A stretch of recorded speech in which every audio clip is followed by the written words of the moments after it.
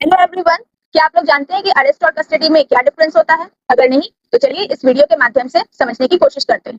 Arrest यानी कि गिरफ्तारी। बीएनएसएस भारतीय नागरिक सुरक्षा संहिता के संदर्भ में अरेस्ट यानी कि गिरफ्तारी का मतलब किसी व्यक्ति को कानूनी तरीके से हिरासत में लेना है, जिससे उसकी स्वतंत्रता छीन ली जाती है।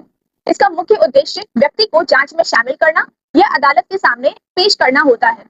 जब पुलिस अधिकारी किसी व्यक्ति को पकड़ लेते हैं या वह व्यक्ति खुद पुलिस की कस्टडी में सरेंडर कर देता है तो उसे गिरफ्तार माना जाता है। अब यहाँ प्रश्न उठता है कि अरेस्ट करेगा कौन? बीएनएसएस के अनुसार पुलिस बिना वारंट के या मजिस्ट्रेट के आदेश पर अरेस्ट कर सकती है। सेकंड, मजिस्ट्रेट खुद अरेस्ट करवा सकते हैं यदि उनके सामने कोई संज्ञेय अपराध यानी कि कॉग्निजेबल ऑफेंस होता है।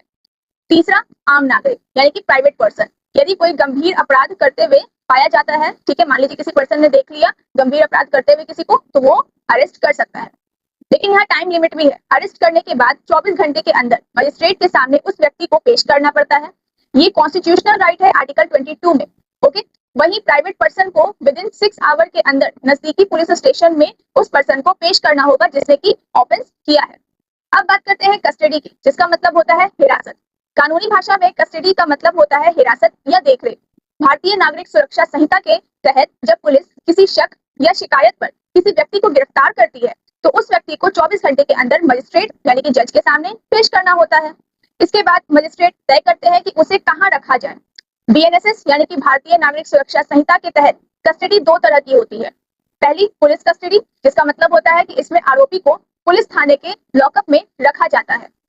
इसका मेन उद्देश्य यही है कि पुलिस आरोपी से पूछताछ कर सके और सबूत या गवाहों का पता लगा सके।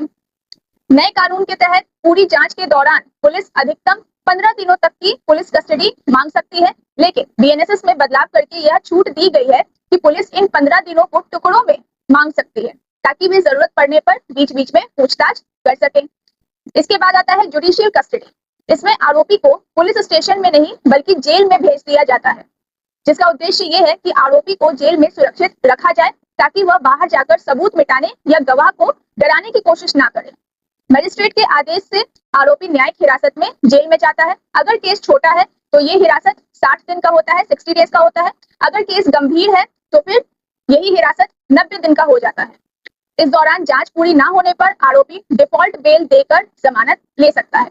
अगर एक लाइन में समझे तो अरेस्ट एक मोमेंट है और कस्टडी एक पीरियड है। आई होप कि आपको ये समझ में आ गया होगा। मिलते हैं नेक्स्ट वीडियो में।